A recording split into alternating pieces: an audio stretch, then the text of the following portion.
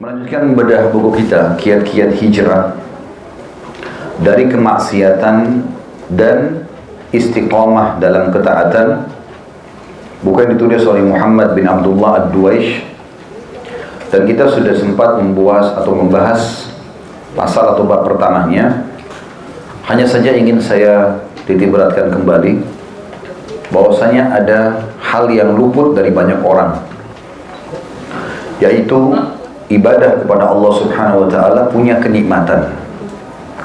Jangan pernah berpikir Bapak Ibu sekalian, kalau Anda istiqomah di jalan Allah, mulai tutup aurat, mulai sholat, mulai mengkritik pendapatan mana yang halal dan haram, sehingga Anda hanya fokus kepada halal dan Anda menghindari yang haram, mulai menerapkan syariat Allah Subhanahu wa Ta'ala dalam kehidupan, lalu merasa dirinya akan jauh daripada kenikmatan dunia ini, ataupun mungkin akan hilang darinya sebagian rezeki. Ini semua pemahaman yang keliru. Ibadah punya kenikmatan dan di balik kenikmatan itu Allah juga menjanjikan banyak sekali pahala dan juga rezeki. Tidak akan mungkin salah janji Allah Subhanahu wa Ta'ala. Kalau di antara Anda yang mengatakan, Ustaz, saya sudah coba hijrah menjadi orang yang diberikan dengan agama, tapi banyak proyek yang luput dari saya. Perasaan pekerjaan ini itu saya tidak bisa kerjakan karena banyak syubhat dan haramnya. Maka saya akan menjawab Bapak Ibu sekalian, sebenarnya Allah lah yang menyelamatkan Anda dari semua jenis pekerjaan tersebut. Coba keluar dari tempat-tempat yang memang syubhat atau haram ini, dan Anda fokus mencari sambil meminta petunjuk kepada Allah mana tempat dan pekerjaan yang sesuai yang Allah inginkan. Banyak sekali orang tadinya dari kemaksiatan, kemudian dia minta petunjuk kepada Allah SWT, menceritakan kepada saya pun, ternyata dia akhirnya alihkan ke travel haji dan umroh dari usaha-usaha yang haram, akhirnya bisa mengurus jemaah bolak-balik ke Mekah, dan dia merasa tenang, serta digantikan oleh Allah SWT pendapatannya. Berapa banyak orang yang tadinya pendapatannya haram, lalu kemudian dari sisa-sisa uang halal dia buka restoran dan Allah berkahi. Dan seterusnya. Allah Subhanahu wa Ta'ala pasti benar dengan janjinya. Allah menjanjikan orang yang beriman dan beramal saleh dalam surah At-Talaq ayat 2. Dan ini di dalam surah At-Talaq surah nomor 65 ini 4 ayat berturut-turut janji Allah ada di situ. Bagi orang yang bertakwa atau orang yang patuh dan coba istiqamah di atas agama Allah. Di ayat 2-nya, di akhir ayat 2 Allah mengatakan, A'udzubillahi minasyaitonirrajim. Wa may yattaqillaha yaj'al lahu makhraja. Siapa yang bertakwa kepada Allah, makna takwa patuh. Allah halalkan dia nikmati, Allah haramkan dia jauhi. Allah perintahkan dia kerjakan, Allah larang dia jauhi. Maka Allah mengatakan Allah akan berikan kepadanya makhraja. Kalau teman-teman lagi umrah di Mekah atau di Madinah, di hotelnya, coba perhatikan tangga darurat. Kalau kita mau jalan lewat tangga, lift lagi mati misalnya atau terjadi kebakaran, ada tulisan dalam bahasa Arab. Biasanya kalau bahasa Inggris kan exit ya. Bahasa Arabnya itu mim, kha, ra, jim. Bacanya makhraj. Kenapa digunakan kalimat itu? Karena itu tangga darurat untuk menyelamatkan dari kebakaran tadi, gitu kan? Allah menggunakan kalimat ini mengatakan, wa may yattaqillaha yaj'al lahu makhraja. Tidak mungkin salah. Allah mengatakan siapapun yang bertakwa pasti Allah akan berikan makhraja, solusi, jalan keluar dari permasalahannya. Kalau kita kerja di sebuah tempat haram, kita tinggalkan, Allah kasih pasti yang pekerjaan halal. Kita meninggalkan perzinahan, Allah akan kasih pasangan yang halal.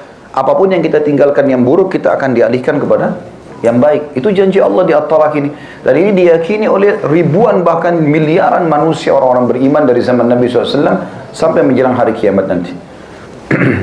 Makhraj juga ini bisa diterjemahkan kalau orang Arab membahasakan kalau ada orang jalan di tempat yang sempit, misalnya gang, tubuhnya nggak bisa bergerak, kemudian tiba-tiba di ujung gang itu dia temukan sebuah lapangan luas, dia bisa lari. Transisi dari tempat sempit ini ke tempat yang lapang, itu namanya makhraj. Maka Allah gunakan kalimat ini, wa may yattaqillaha yaj'al lahu makhraja. Pasti Allah berikan kepada dia jalan keluar. Di ayat 3, itu ayat 2 tadi. Ayat 3-nya, janji yang kedua, wa yarzuqhu min haitsu la yahtasib. Lalu Allah sebutkan secara khusus rezeki. Dan Allah akan berikan kepadanya rezeki dari tempat yang ia tidak sangka-sangka. Nggak masuk di benaknya. Kok bisa dapat proyek ini? Kok bisa saya dapat rezeki ini? Kok bisa saya dapat panduan ini? Kok bisa saya dapat pasangan itu? Nanti akan keluar dari lisannya Bapak Ibu itu. Pada saat betul-betul kita hijrah dari keadaan yang tidak baik, baik tidak baik atau baik ini tolak ukurnya adalah pandangannya Allah ya, bukan pandangan kita. Selama itu tidak baik, maksiat kepada Allah, semua orang beriman wajib memandang itu tidak baik. Kalau dia tidak baik di mata Allah, walaupun tidak baik di mata kita, kita akan pandang itu baik. Seperti itulah. Maka otomatis Allah Subhanahu wa taala akan berikan dia fasilitas itu. Rezeki dari tempat tidak disangka-sangka. Itu di ayat 3-nya. Di ayat 4-nya, kita cuma ambil saksi bahasan. Di akhir ayat Allah mengatakan, di ayat 4-nya, وَمَنْ يَتَّقِ اللَّهَ يَجْعَلْ مِنْ أَمْرِهِ يُسْرًا. Siapa yang bertakwa kepada Allah, Allah akan jadikan perkara-perkara urusannya yusra, mudah. Begini memahaminya. Kata sebagian ulama tafsir, ayat 4 surah At-Talaq ini sangat relevan dengan ayat 2. Ayat 2 tadi kan diberikan makhraj, jalan keluar. Ayat 4 Allah bilang makhrajnya itu yusra, mudah. Contoh misal, ada orang sembuh dengan cara operasi. Tapi dari ayat ini, kalau dia betul-betul bertakwa kepada Allah, tanpa operasi dia bisa sembuh. Ayat 4 ini memastikan makhrajnya tadi, jalan keluarnya nggak sulit buat dia, yusra, mudah. Bisa dilihat di situ di Al-Qur'annya. Kalau buka aplikasi Al-Qur'an di handphonenya, baca terjemahannya. Kalimat yusra berarti Allah gampangkan atau mudahkan. Yang dimaksud di sini adalah, lihat coba ayat 2-nya. Yang makhraja. Makhraja apa Allah di situ apa terjemahannya? Jalan keluar.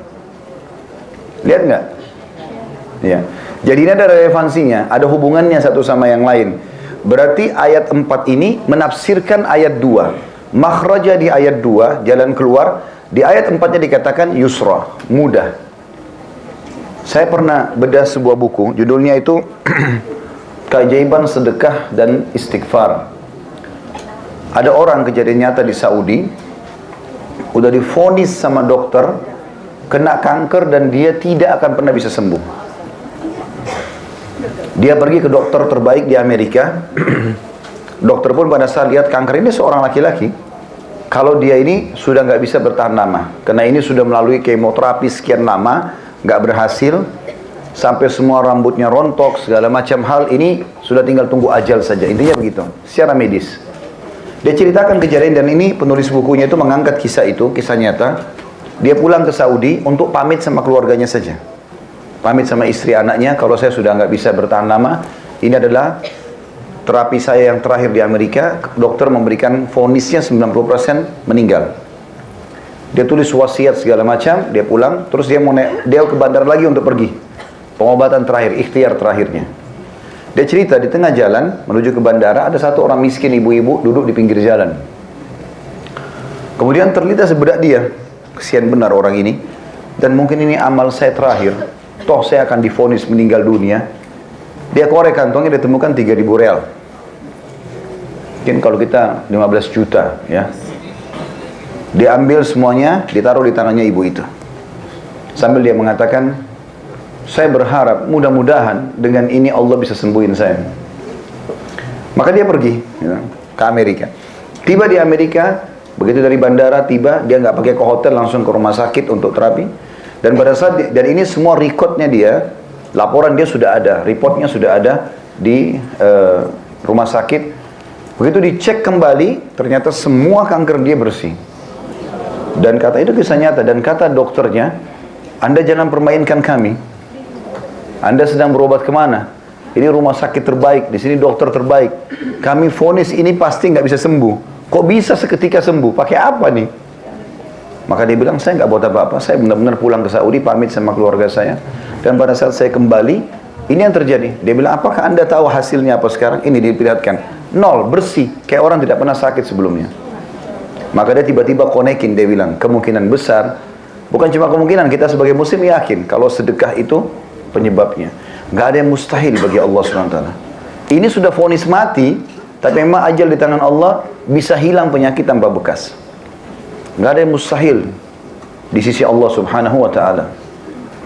Ada seorang wanita dari Jerman divonis kena penyakit kanker darah, penyakit payudara, maaf, dan ini kankernya sudah stadium sekian, dan ini juga vonisnya sama. Tapi ini agak berbeda sedikit kasusnya. Dia orang Jerman Muslim di sana. Terus sudah vonis dokter 2 minggu lagi umurnya. Dia bilang sama suaminya, karena mereka Muslim, saya coba habiskan 2 minggu ini umur saya di Saudi saja, di Mekah.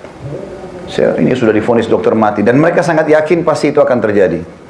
Berangkatlah ke Saudi, 3 hari proses visa dan tiket. Dari 14 hari, 3 hari sudah hilang, tinggal 11 hari. Begitu tiba di Mekah, cuma taruh barang di hotel, tawaf, umrah. Setelah itu, perempuan ini duduk di situ. Nangis-nangis di depan Ka'bah, mohon pengampunan kepada Allah SWT. Dia nggak minta sembuh. Dia begitu yakin kalau dia akan meninggal dunia. Sekarang coba mohon ampun saya kepada Allah nih. Berjalan 3 hari, jadi dari 11 hari itu saya sudah 3 hari waktu lewat di Mekah. Maka ada seorang wanita, marbot masjid atau pengurus masjid itu, perempuan, pakai cadar dekati dia, terus ngobrol. Saya lihat ibu ini dalam berapa hari nangis terus. Kenapa? Ceritalah dia. Saya ada penyakit gini dan sekarang. Terus perempuan itu masih muda, masih belasan tahun, terus senyum lalu dia mengatakan, kenapa Anda begitu yakin dengan vonisan dokter? Sekarang Anda sudah berada di bidang tanah paling baik di muka bumi. Ini rumahnya Allah. Dan di sini ada air Zam-Zam yang Nabi SAW bilang Zam-Zam liman syuribalah. Zam-Zam sesuai dengan niat orang yang meminumnya. Coba minum, berdoa kepada Allah agar minta disembuhkan. Kata perempuan ini, saya nggak pernah terlintas untuk minta sembuh. Karena saya yakin vonis dokter sudah benar gitu. Tapi karena perempuan ini bicara begitu, saya ubah niat saya. Semenjak itu, karena sekarang dari 11 hari potong 3 hari, sisanya 8 hari. Semenjak itu 5-6 hari ke depan, karena dia harus pulang menjelang waktu penentuan dokter itu. Sekitar 5-6 hari ke depan dia bilang, saya tidak buat apa-apa kecuali minum Zam-Zam. Makan apa-apa pun tidak. Sambil berdoa kepada Allah agar disembuhkan. Ringkas cerita, dia bilang saya pulang ke Jerman, langsung dari bandara ke rumah sakit, sama kasusnya. Begitu telepon dokter sudah siapin tempat operasi segala macam. Sebelum masuk ke ruang operasi dicek, ditemukan tidak sedikit pun tertinggal dari sel kanker itu. Hilang semuanya. Minum air Zam-Zam yang selama ini kita selalu, benar nggak sih? Gitu. Atau mungkin minum sedikit, simpan aja. Ada orang umroh Zam-Zam 10 tahun yang lalu, ada di rumahnya nggak pernah disentuh-sentuh. Padahal dia manfaatnya besar. Habis ya bisa beli lagi kan sebenarnya. Tapi mereka nggak paham masalah itu. Ternyata ini membuat dokter itu kaget. Dan ini kalau tidak salah satu penyebab dokter itu syahadat. Ya, dokternya dia syahadat. Tadinya agama Katolik karena melihat keajaiban ini. Dan terlalu banyak kisah-kisah yang berhubungan dengan hal-hal yang seperti ini. Jadi Allah bilang di ayat 4 At-Talaq tadi, Allah akan jadikan urusannya mudah. Di ayat 5-nya, di ayat 5 At-Talaq, tapi ini janji yang keempat, wa may yattaqillaha yukaffir anhu sayyi'atihi wa yu'dhim lahu ajra. Siapa yang bertakwa kepada Allah, dia istiqamah, dia hijrah, dia coba istiqamah, Allah akan maafkan semua kesalahannya yang lalu, dan Allah akan lipat gandakan pahalanya ke depan. Jadi apapun yang dia buat akan berlipat ganda pahalanya. Ini janji luar biasa ini dari Allah SWT. Dan dalam Al-Quran tidak kurang dari 226 ayat ya, dari 6.000 ayat sekian, itu yang menjanjikan semua orang yang bertakwa kepada Allah diberikan solusi dan jalan keluar. Bahkan puncaknya untuk masuk ke dalam surga itu memang harus menjadi orang yang bertakwa. Artinya patuh kepada Allah. Allah bilang halal dia nikmati, Allah bilang haram dia jauhi. Dia istiqomah di situ. Bahasan kita masalah itu. Kiat-kiat hijrah agar bisa istiqomah dalam ketaatan kepada Allah dan meninggalkan kemaksiatan. Dalam surah Al-Imran, surah nomor 3 ayat 133, Allah sebutkan masalah yang masuk surga nanti di akhirat hanya orang yang bertakwa. A'udzubillahi minasyaitonirrajim, wasari'u ila maghfirati min rabbikum wa jannatin arduha as-samawati wal ardu iddat lil muttaqin. Al-Imran surah nomor 3 ayat 133. Dan berlumba-lumbalah kalian kepada pengampunan Tuhan kalian. Udah, masa lalu yang dulu buruk sudah selesai, tutup sekarang. Mulai sisa umurmu dengan baik-baik, kata Allah. Berlumba-lumbalah pada pengampunan Tuhanmu, dan kejarlah surga yang luasnya seluas langit dan bumi, yang hanya dijanjikan untuk orang Yang bertakwa. Berarti hanya dikasih untuk orang-orang yang bertakwa di sini. Jadi Bapak Ibu harus hapus dari benaknya, dari kamus pikirannya, bahwasanya orang kalau jadi orang baik berarti dia akan susah hidupnya, ya, dia akan dibenci orang, atau dia akan tidak dapat rezeki, tidak dapat pekerjaan. Enggak, itu enggak benar semua. Karena janji Allah pasti benar. Dan sebagai seorang muslim kita enggak boleh ragu. Makanya pernah ada sahabat datang ke masjid menemui Nabi SAW, lalu dia berkata begini, "Ya Rasulullah, kakak saya sakit perutnya." Kata Nabi SAW, "Berikan dia madu." Banyak si adik pulang ke rumah kasih makan madu kakaknya, dia balik lagi, "Ya Rasulullah, belum sembuh." Dia ingin segera sembuh. Rupanya dikasih madu, kakaknya masih menjerit-jerit kesakitan. Apa jawaban Nabi SAW?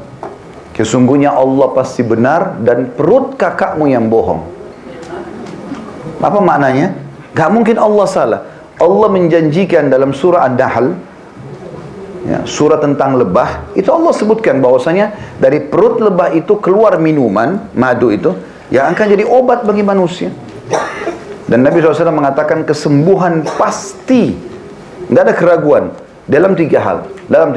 Yang pertama konsumsi madu, yang kedua bekam, mengeluarkan darah kotor dari tubuh, yang ketiga kai, menggunakan besi panas di tempat yang sakit, dikagetin lalu diangkat. Tapi Nabi bilang, cuma saya melarang umatku menggunakan kai. Riwayat lain, jadikan dia pengobatan terakhir kalian. Tapi madu di sini sama bekam disebutkan. Yang kita ingin titik beratkan bagaimana Nabi SAW menanamkan keyakinan ke diri sahabat ini. Kalau belum sembuh sabar, ada prosesnya. Jangan langsung kau vonis, oh berarti madu nggak sembuhin. Loh kok bisa? Bagaimana bisa? Dan kita juga kalau sedang berobat, kita harus pahami dalam syariat kita bahwasanya orang berobat itu diikuti dengan keyakinan. Saya pernah temuin seorang dokter atau sugestinya ya, dari Dammam di Saudi datang ke Indonesia. Dia ngobrol-ngobrol, dia ingin buka rumah sakit yang besar, dan rumah sakit ini maksud dia, ayo kita gratisin orang, apalah segala kegiatan sosial. Sambil kami ngobrol-ngobrol, sampailah kepada pengobatan.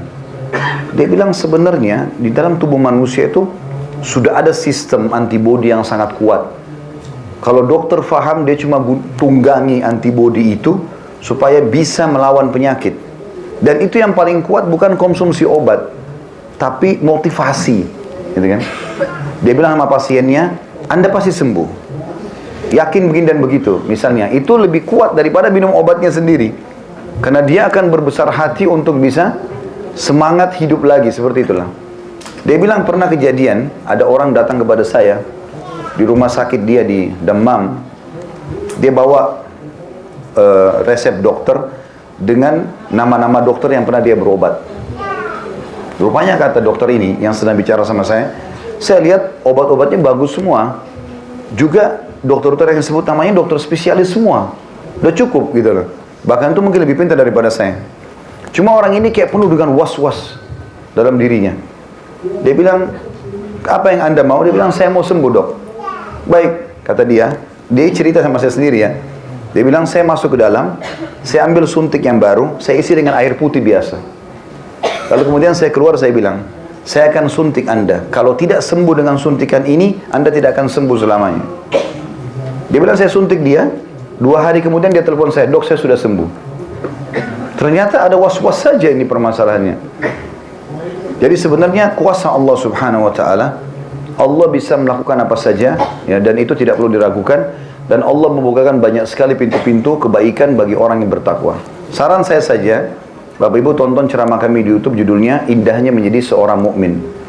Saya kalau salah sebutkan itu ada 17 manfaat menjadi orang-orang yang istiqamah ataupun jadi orang baik. Kata penulis, karena itulah periksalah diri Anda wahai saudaraku yang mulia, dan lihatlah keadaan Anda dan hubungannya dengan perbuatan maksiat terhadap Allah Subhanahu wa taala. Apakah Anda termasuk orang yang bergembira dengan kemaksiatan, mencarinya dan berusaha mendapatkannya? Waspadalah, jangan sampai kelezatan syahwat melalaikan Anda dari pahitnya dosa, dan jangan sampai api hawa nafsu membakar atom keimanan dan kesolehan dalam hati Anda. Yang pertama Allah angkat dari hati seorang hamba yang melakukan kemaksiatan adalah kenikmatan ibadah itu. Begini maksudnya, Kalau teman-teman hadir di sini, bilang sama saya, Ustaz, saya kalau sholat susah sekali khusyuk, sering menghayal. Saya kalau mau zikir, malas rasanya. Baca Quran, malas. Setiap kalau mau buat pahala, sholat malam lah dan saya malas. Kayaknya sulit. Tapi kalau buat maksiat, itu mudah. Apa yang sedang terjadi? Anda memang sedang diangkat nikmat, sedang Allah angkat nikmat, ya, kenikmatan ibadah itu karena maksiat yang dibuka. Itu yang paling pertama Allah angkat. Jadi Allah nggak langsung butain matanya orang bermaksiat. Allah misalnya patahin kakinya, bisa saja Allah lakukan.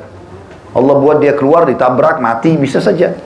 Tapi Allah maha penyayang dengan hamba-hambanya, Allah berikan tahapan.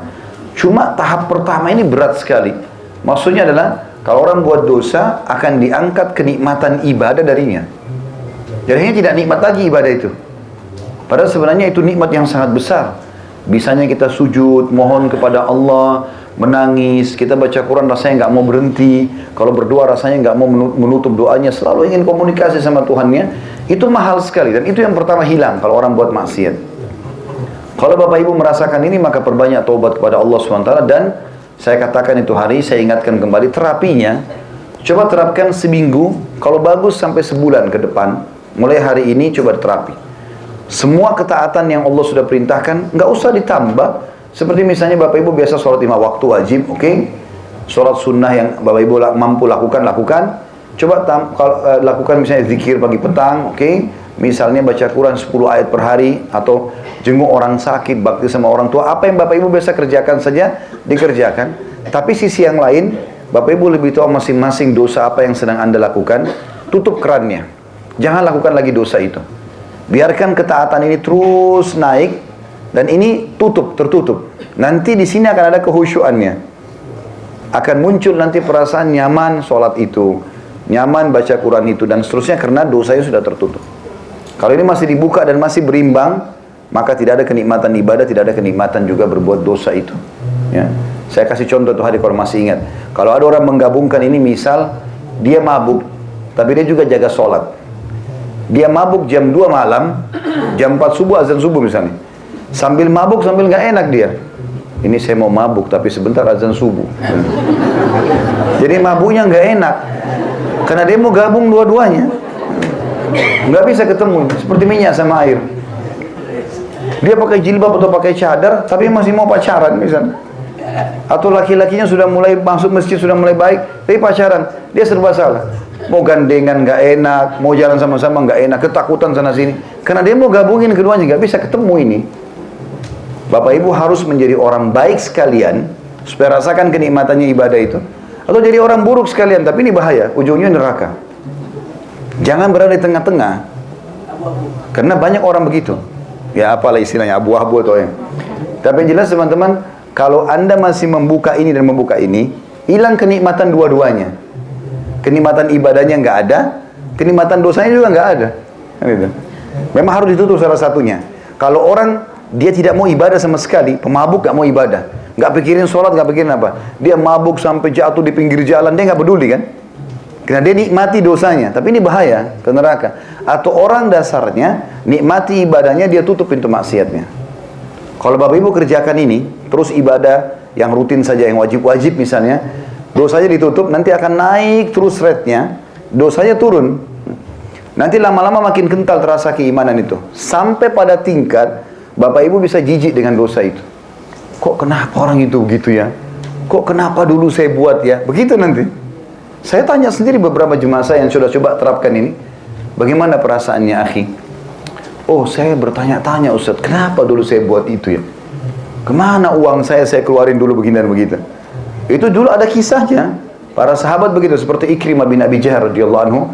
Ini dulu sama ayahnya Abu Jahal suka sekali perangi Islam. Abu Jahal Fir'aunnya umat ini, meninggal dalam keadaan kafir. Anaknya ini Ikrimah selalu ikut ayahnya. Pokoknya kalau mau nyerang Islam, nyumbang duit, dia nyumbang duit, nyumbang pasukan-pasukan, senjata perang, segala macam hal. Terakhir pembebasan kota Mekah, dia masuk Islam. Setelah dia masuk Islam, Allah tanamkan iman dalam hatinya, maka dia melihat Al-Quran sambil dia baca, dia faham. Maka dia mengatakan, inilah perkataan Tuhanku yang aku lalaikan selama ini. Sambil dia nangis gitu. Lalu dia mengatakan, ya Rasulullah, sebagai bukti keimanan saya dan pembersihan terhadap kesalahan saya yang lalu, maksudnya supaya jangan ada bekasnya, maka saya akan berinfak di jalan Allah sebesar dulu saya infak untuk memerangi agama Allah ini. Maka dia menebus kesalahannya dulu dengan membayar infaknya. Misal dulu dia sering, naudzubillah, mudah-mudahan sih tidak, tapi ada orang sering traktir temannya di diskotik, perzinahan, hotel dia yang bayarin segala macam. Sekarang bentuk taubatnya dia harus bersihkan itu. Kira-kira supaya dia bisa rasakan kenikmatan imannya. Kira-kira dulu saya biasa bayarin orang berapa sih? Sedekahin sejumlah itu walaupun dicicil. Dengan niat membersihkan itu. Insya Allah akan hilang. Karena selama bekas ada, maka kita akan terus mengingat. Kenapa teman-teman ada yang pernah berbuat dosa, setahun kemudian terjerumus lagi? Karena dia nggak bersihkan bekasnya. Bekasnya masih ada. Sehingga bisa dipicu oleh syaitan. Salah satu ciri teman-teman tobat kita diterima oleh Allah SWT, kata sebagian ulama, adalah kita lupanya terhadap dosa itu. Misal contoh, orang pernah tonton, naudzubillah, film porno yang tidak benar, kemudian dia tonton. Terus dia tobat sekarang. Kalau kapan dia satu waktu ada pemicu untuk nonton lagi, kemudian dia lupa, dia tidak tahu ini cuplikan apa. Itu berarti dulu tobat dia sudah diterima, karena dia sudah lupakan, bekasnya pun hilang. Seperti itulah. Ini harus dilakukan. Mirip juga ini contoh yang lain ya, kalau kita mau minta maaf sama orang. Minta maaf sama orang teman-teman, tidak bisa dengan ucapan maaf saja. Coba hilangkan sesuatu pemicu yang membuat dia masih dendam sama kita. Contoh, kita pegang seember air, niatnya mau dibuang air itu ya.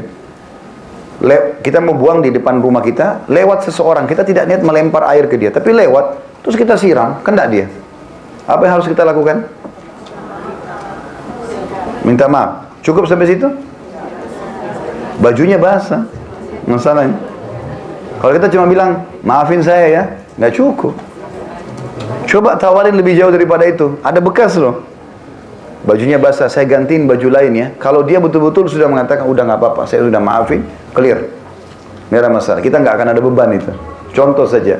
Seperti itulah kurang lebih gambaran apa yang kita ingin titik beratkan ini. واخفض لهما جناح الذل من الرحمة وقل رب ارحمهما كما ربياني صغيرا.